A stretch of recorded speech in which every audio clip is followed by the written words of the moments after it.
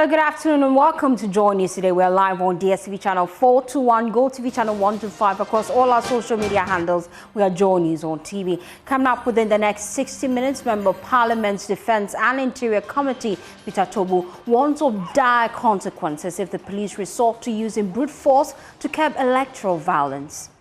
Police are saying if you want to disrupt the election, we'll deal with you. And I'm saying, as an ordinary civilian, if the police are acting professionally to protect all of us, we will support the police. We'll also hear from the opposition National Democratic Congress, which wants security agencies to discharge their duties professionally. Also coming up in the bulletin, government to set up a special task force to deal with encroachers on the newly commissioned Tema and Mpakadan Railway lines. We are live on the grounds for details. And on our campaign trail, we'll take you first to the northern region, where Dr. Baumia is touring some constituencies, and then to the eastern region, where the NDC's John Dramani Mahama has announced plans to deal with farmer-header disputes in the Afram Plains area. We also have business news, sport news, world news, and of course, showbiz in this package. My name is Faustina Safo. Please stay for details.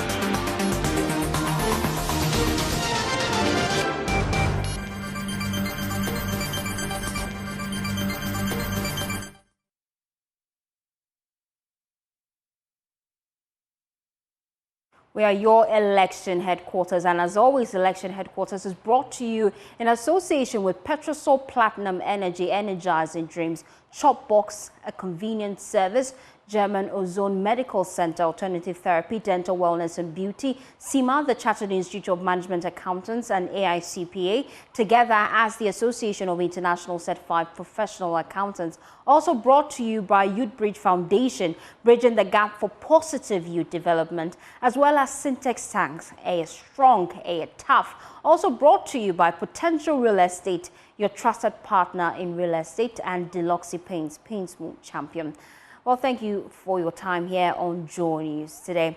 Well, there are more reactions to a statement by some security enforcement agencies to use brute force on election day. Member of Parliament's Defence and Interior Committee, himself a retired police officer, Superintendent retired Peter Tobu, says it will be dangerous for the police to use brute force to stop electoral violence. We'll hear from him shortly, and the NDC's Deputy Director of Elections and IT shortly. First, let's hear from the commanding officer of the Achasi Jungle Warfare School, Lieutenant Colonel Jacob Kujo, who says the military would not hesitate to act if law enforcement agencies are unable to maintain order during the election period. And the Inspector General of Police, Dr. George Akufo-Addo, who has also said that the police will use necessary force to prevent electoral violence.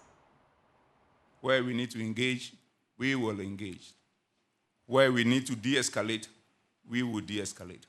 But where we need to be merciless when it comes to the application of law within the context of rule of law under our democratic dispensation, we can tell you that for the sake of the sanctity of the state called Ghana, we'll stop at nothing.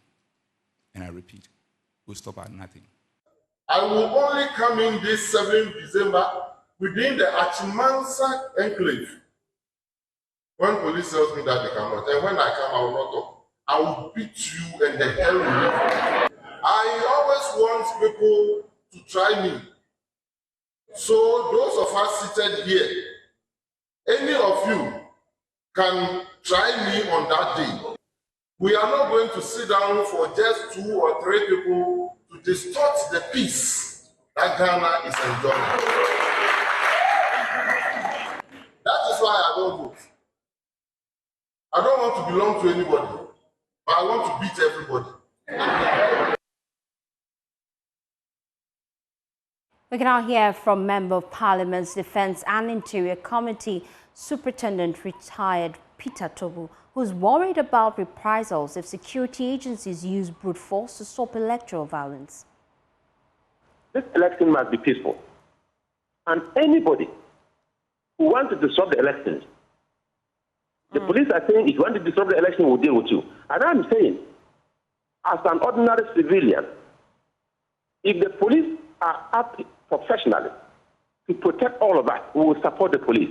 And any other person who appears in uniform, and we believe that this is an imposter, like what happened in Techiman and that now we cannot identify the people, I think that the civilian population should also be up and say, this is a no, because we need this country very peaceful. Let me tell you something. All of us, the police service, the military, it is a structured institution. It's a regimented institution. There is no way you can deploy 100 police officers to a duty, and when they return, somebody fires and kills, and you cannot identify the person. It doesn't happen. If you can't identify that person, it means that the person was not part of the deployment plan. And if that person was not part of the deployment plan, the person is likely to be an imposter. And if that person is an imposter, the civilian population must help the police to fish that person out.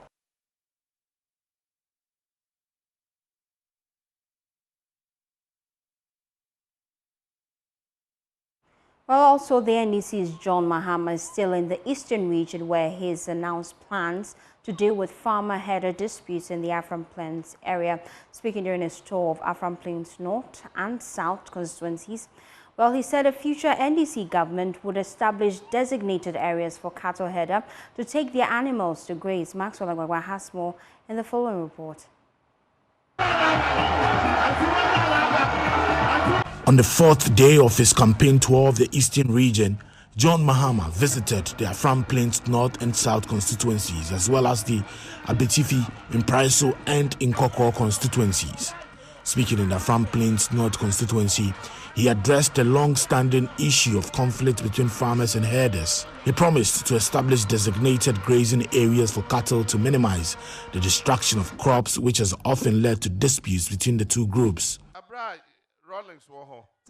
Rollins Lisichia. Baby, send a beya, Moshe in the tree so, and a moaso, me at the trainer coho. During Rawlins's administration, we established a designated area for cattle headers to take their animals to graze. However, successive governments have neglected that initiative. If the NDC is elected, we will revitalize this project.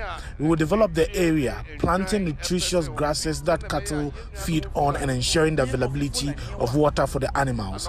Every morning, herders can take their cattle there for grazing, where they will have access to food and water.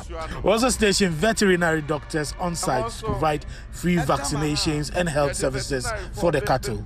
These measures will help resolve disputes between farmers and herders. Free of charge. And Tokwana AC Omoni Equiafontem no na Eswati.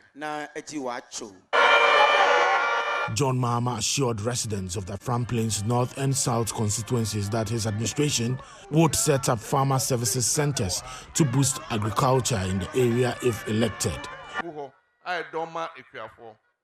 Yet there no a broad tractor station. It's a friend of farmer service center.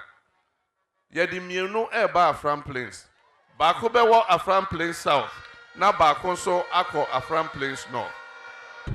To improve the work of the people, we will bring farmer services centers to Afram Plains, and they will be established in both the south and the north. Each service center will have 15 tractors. Any equipment meant for agricultural work will be provided at the center. We will register all the farmers in Afram Plains. We will offer fertilizers as well as any other resources to improve your agricultural activities. After harvesting, you use part of the money to pay your debts at the office. It is a so na ekwejuma no shase a bibia wo hia bia wo pese tractor bedon mawa ye beba bedon wo hia fertilizer wo be call farmer service center ho near my fertilizer no. We hear enro condemn bibia wo de begu we bro no so a okọ ye de be ma wo. Bibia wo hia bia de aye we kwe adwuma no ye de be ma wo. He promised to establish agro-processing zones to add value to local agricultural produce and create job opportunities. Recognizing the energy challenges in island communities in the constituency, John Mahama committed to installing off-grid solar systems to ensure a reliable electricity supply.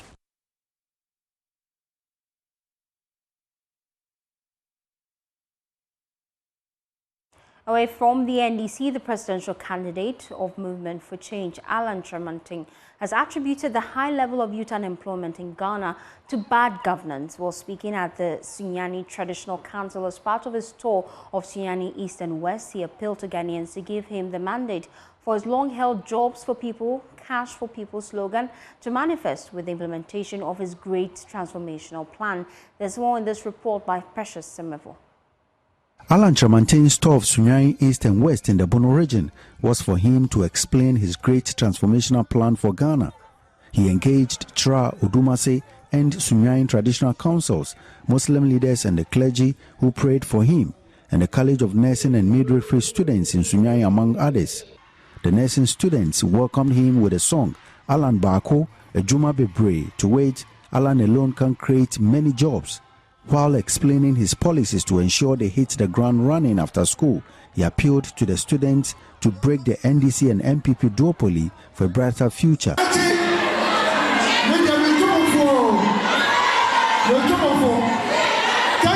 years, MPP and NDC.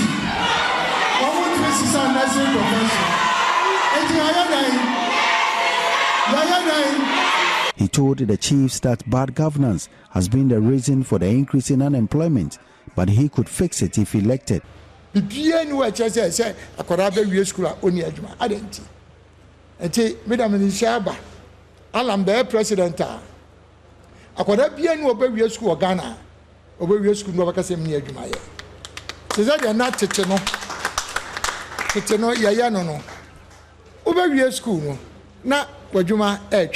In response to Alan Chamantain's promise for chiefs to lead local governance, the acting president of Sunyani Traditional Council, Nana Kwaku Sabin, said they know his capabilities. Yewura achire de opese odina nanom faso. De ye ka o Sunyani Traditional Council yinane say yemu bi follow yenim ne ubetimi aye. Ministry of Trade nko a de we no ho is on record in Ghana here. Ayeda na nipa say Precious Semevo, Joy News, Odumase.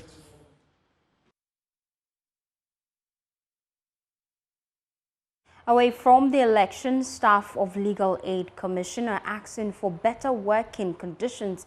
They have marked the office area with red bands to highlight their dissatisfaction with the state of affairs in the legal profession. They say the office space is too small to accommodate the workforce and they want it renovated. Stephen Mensah has more in this report.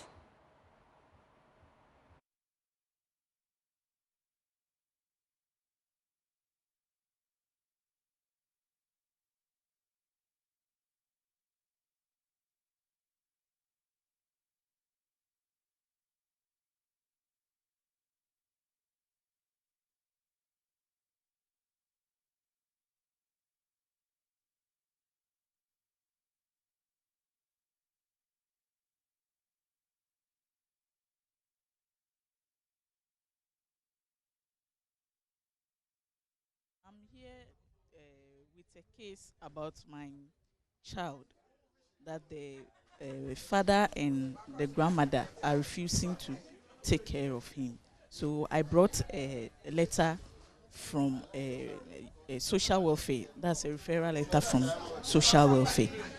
So I came here a Monday, and when I came with my uncle, and we saw a letter, a notice pasted on their door, and they are saying they are on strike, but we should come on Thursday. That's today. So I'm here today, and when I got to the entrance, they said, "Oh, they will attend to me, so I should come and sit down." So how long have you been here? Oh, I can't say 1 hour. It is one hour. Yeah, it's almost 1 hour. Yeah, I'm under the canopy. I don't think the canopy is a safe something for clients to come and sit under, because what if it starts to rain and we are all seated under this canopy? That means the rain is going to beat everyone here. Yeah, and we are trying to say they should do something about it. Obi di mi baha, be say mi bahada. Me received a letter last 2 weeks. The first day, that was 18th. Me metina ha. area split unit AC way mframa na ebo no throw fencing heat boy wa ha ni na no ye canopy ni na tititi nsuo to aha na wianso se wianso ya edani etore bia na wian abegu onipa so de wo ma na ya pegya benji we na dia akwa echi ya ta na etimi pegya bentia akodu efitria. Well, let me bring in Edmund Foley. He is Executive Director of the Legal Aid Commission. He joins us live with more. I just want to understand, as Executive Director, you occupy a management position. So what have you done as management to ensure your concerns are addressed?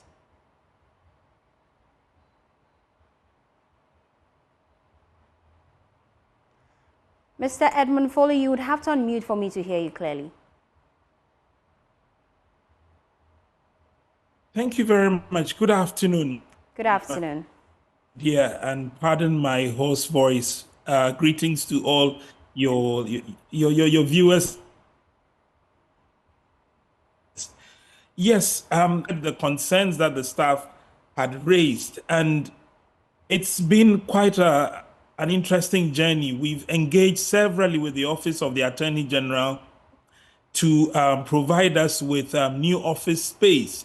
As you may be aware, the current law house complex initially started out as was meant to be an office space for the Legal Aid Commission. And when construction started, we were moved to some of the offices in the Council for Law Reporting building. Well, and ever since the commission has occupied these offices, about 9 offices holding about 70 difficult to continue work in these circumstances. And so as management, we've done our best to engage with the Attorney General's office. You would recall that on the 10th of June, he indicated that he would relinquish the former Attorney General office building to us for the commission's use. We are still expecting to see that promise fulfilled. The Attorney General has severally indicated that that would be done, but we've reached a point where it is really getting difficult to carry out our constitutional and statutory mandate in these circumstances. And as head, I'm also deeply concerned about the conditions in which the staff of the commission have to work. Did the Attorney General give you any timeline as to when exactly this move would happen?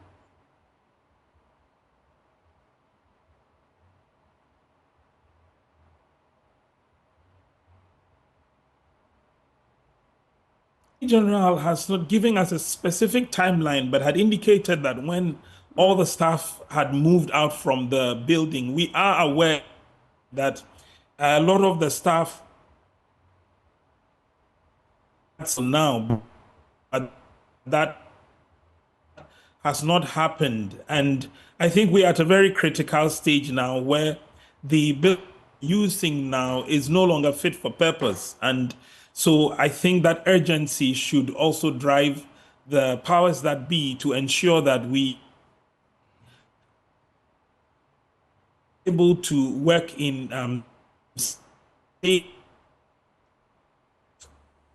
environment, the country, and if it is seriously considered in ensuring that we have the necessary resources to be able to carry out our mandate. Well, as we speak, we know that some clients are stranded trying to access services, but that's not available. Would you open up to them whilst you await official response from the Office of the AG?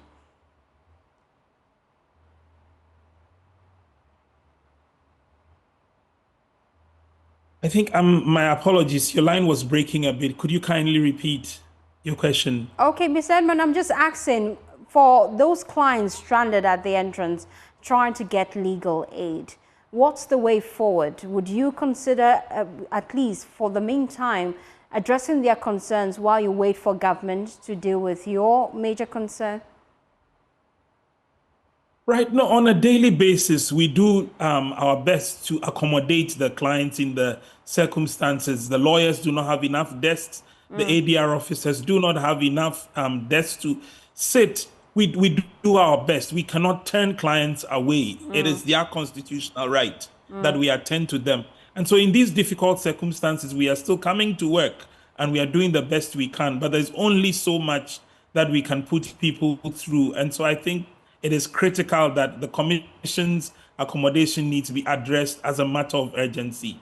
Thank you so much, Mr. Foley, for your time here on JoyNews Today.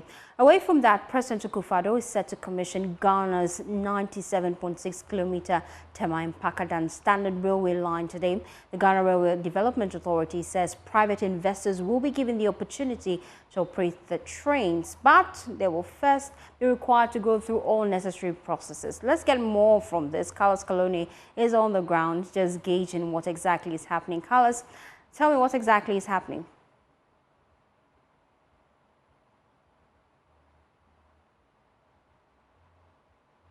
Carlos, you have to unmute for me to hear you clearly. I know that you have been engaging some individuals even before the president commissions the rail line, and they've been telling you plans to ensure that they set up a special task force to refrain, encroachers from taking over the railway lines. Tell me more about that.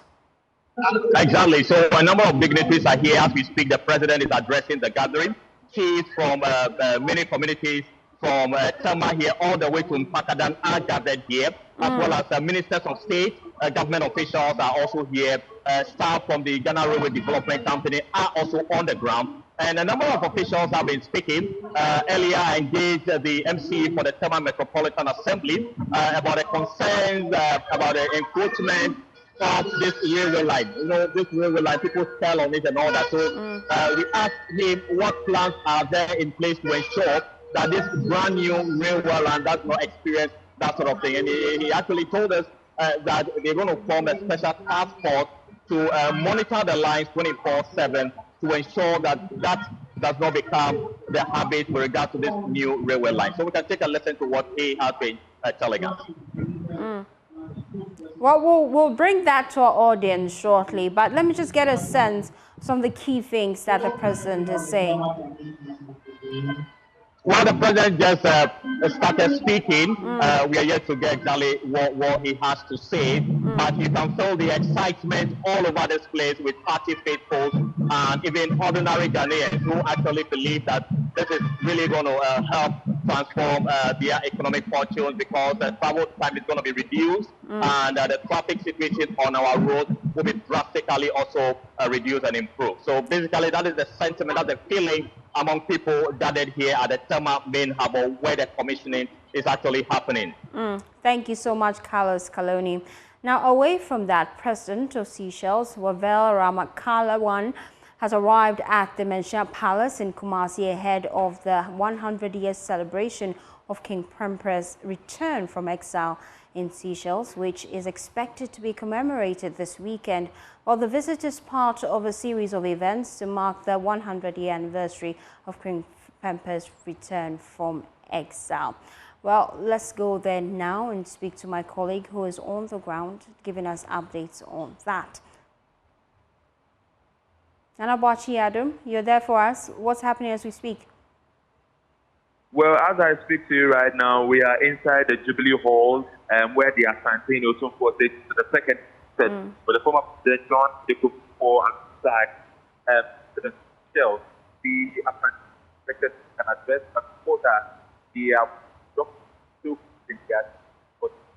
of the set. No, you have to position rightly. I'm struggling to hear you, and I'm sure our audience, they're facing the same challenge as well. If you could position rightly and just make your point. So firstly, I was saying that at the moment, the Asantehene is seated with the president of Seychelles, and they are watching a documentary showcasing the arrest and deportation of the 13th Asantehene, King Ajiman Prempeh I. It's a moment of sorrow in there because they are watching the moment where the British colony invaded the Asante Kingdom and captured their king alongside other members of the Asante Kingdom. And so that is what is happening in there right now. The Asantehene in no time would make an address alongside the president of Seychelles, who would also put out an address. And we'll be back to that end at 2 p.m. when we bring you election brief. But let's do some other stories now. Moving on, the headmaster of Wa Senior High School, Alhaji Adam Idris, is worried about inadequate infrastructure to take care of students at the school. He says the facilities at the school, especially dormitories, assemblies and dining hall, will be stretched to their limit, with the total enrollment to students pegged at 2,700. Well, Alhaji Adam spoke when the 1989 year group of the school handed over renovated classroom block to the school. Rafiq Salam reports from Wa. Various year groups of old students of Wa Senior High School, Wasosa, over the years have not turned their back to the school upon completion. Many of the year groups have one activity or the other that they are executing at the school, aimed at complementing the effort of the authorities, by extension, the government. Wasosa 1989 year group, for example, has undertaken several activities at the school, including the donation of sporting equipment.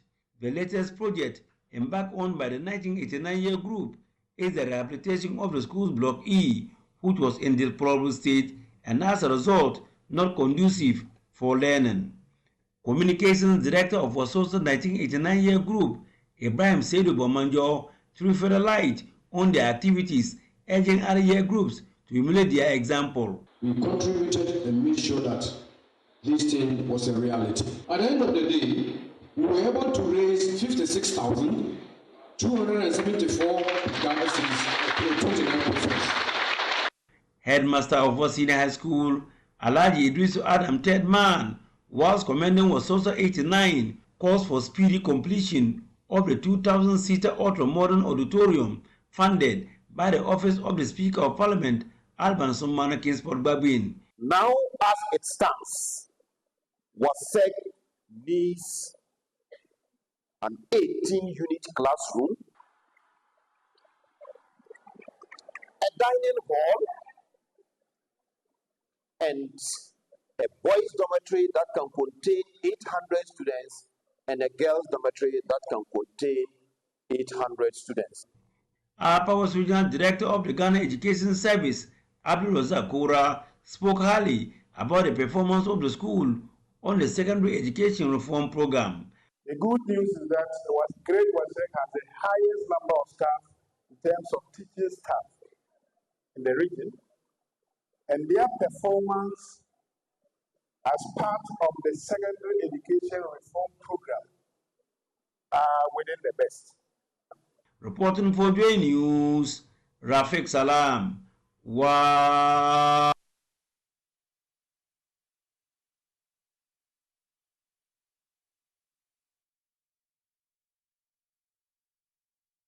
Time now to take you to Safari Valley Resort, which is buzzing with excitement as some 280 young students gear up to immerse themselves in nature. Last Friday, the MGL Safari Valley Eco Initiative kick-started in spectacular fashion, transforming the resort's vibrant landscape into a dynamic outdoor classroom. Lord Jacqueline Ansmayebwa is live at Safari Valley. She joins me live with more. How many students so far have experienced the Eco Bank, the MGL Safari Eco Initiative so far? So far we've had the next batch of that's the 180 students come in from Hansen Road SPA School. They came in not long ago and they get started with a tour, just like the first school, which is Morning Star School. They started, they've moved from the Kidia camp. The Morning Star School, they've already gone to the second camp. They'll move to the third and fourth camp, and they'll enjoy some of the other recreational facilities right here at Safari Valley Resort. Now, what are the activities lined up for today? All right, so mainly, the main aim of this tour is to help these students be champions of the environment. That's basically for them to know how to conserve the environment, know how to know the things that they could do to make the things sustainable in the environment. But then at the end of the day, they still want to have fun. There are a lot of things to do here at Safari Valley. There's a golf course, you'll get to see the horses, you'll get to see the zebra. Most of them are also expected to feed the animals right here at the Safari Valley Eco Park. Thank you, Jackie, for bringing us that update. I can't wait to join you there. Hopefully this weekend I'll be there with you to just you and I, yes. Well, you're still watching JN Today. We'll be back after this break with business updates. To stay tuned in.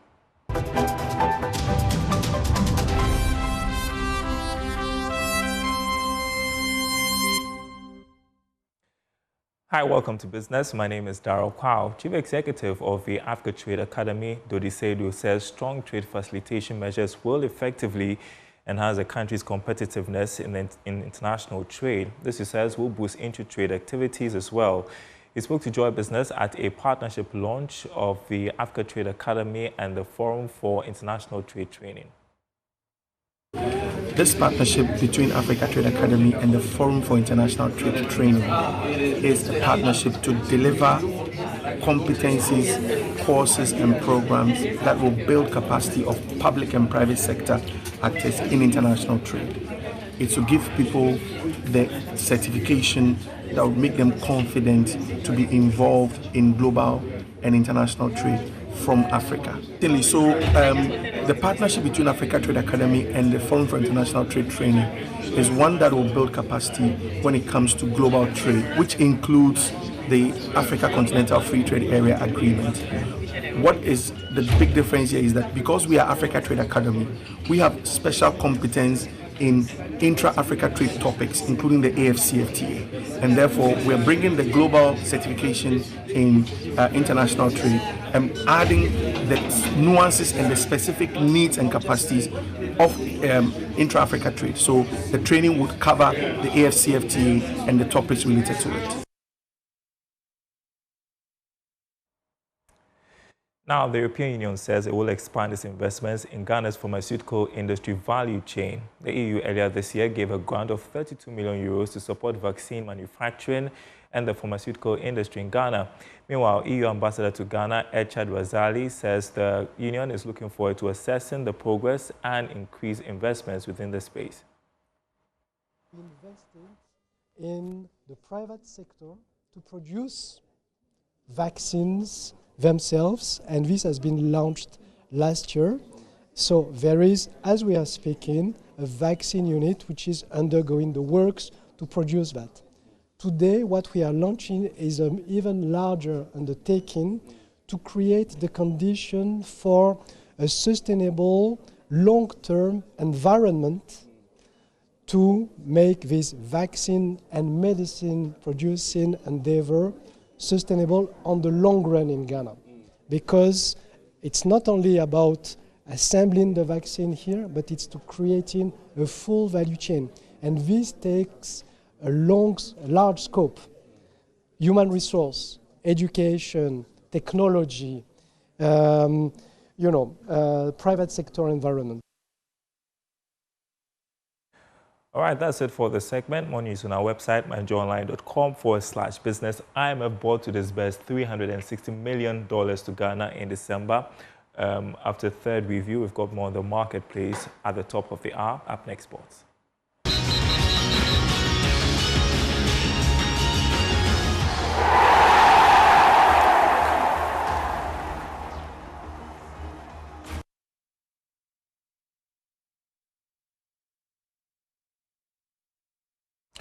Time now to bring you sports here on JoyNews Today with me, Muftau Nabila Abdullahi.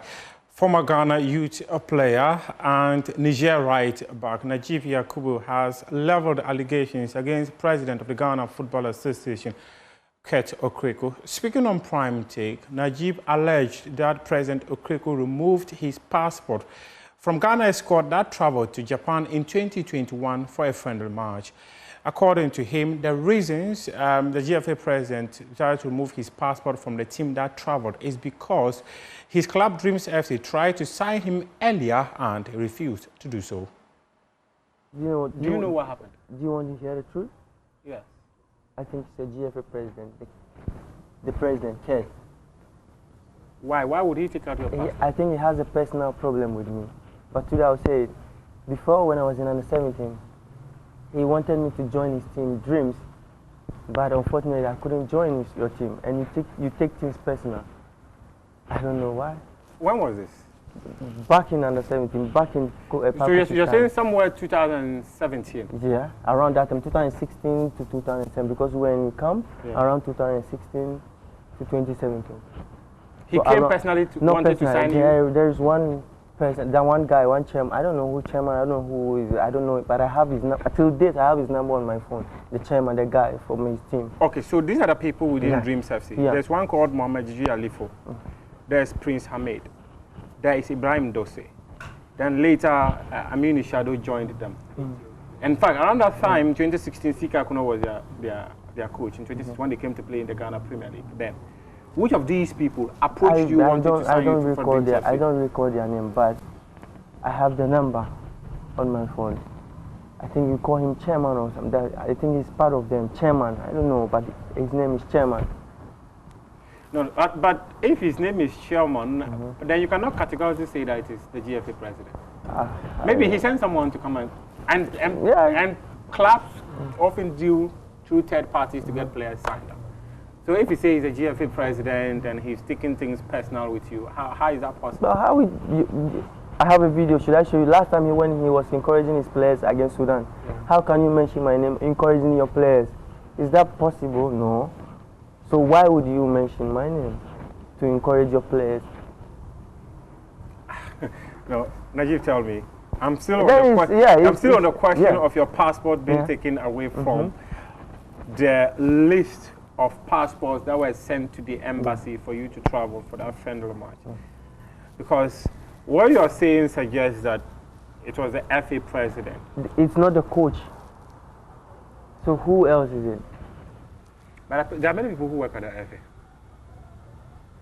Though they work with the instruction of the president. Though. You don't want to trust. You don't want to believe what I'm saying. Nah. Let me bring you back. The last time you posted something, can I take my phone? Why not? Sure. You posted. I want to show you this.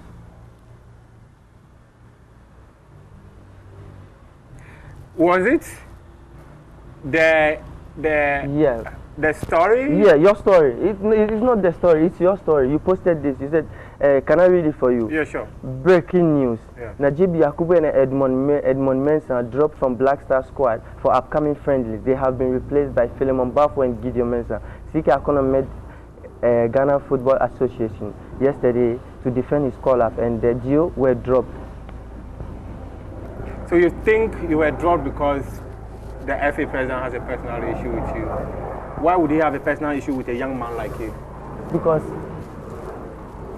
he wanted me to play for Dreams, his team. But there are many players I'm sure he's tried signing for Dreams FC without succeeding. And so that's why I want to know why he's till now, I don't know, he has done too much. Now I just want to let people know what he's doing. I just want to ask him, and he can answer people why he's still doing, why he's still doing that. What has he done? What has he done to you? Jimmy time, why you mean for me? Pakosi time, and why you mean for me? Siki Akono time, why you mean for me? Who has the authority? Who has the power there to take someone out if a coach wants the player? Well, I spoke to officials of Dreams FC earlier, and they denied ever trying to sign Najib Yakubu for Dreams FC. And what they made me understand was that an official of the club actually called him when he was in Ukraine. But at no point did Dreams FC try to sign him for the club. After he made these allegations, we had to reach out to them for their side of the story before publishing. And that is the side of Dreams FC. You can head on to myjoyonline.com and read some more sports stories. We appreciate your time.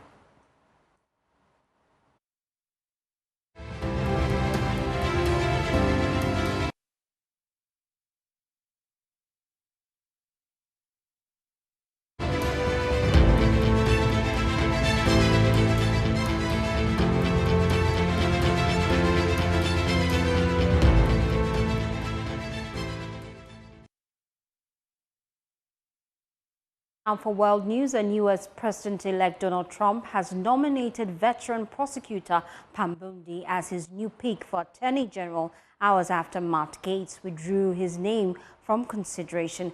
Bondi has a long track record in law enforcement and previously served as Florida's Attorney General.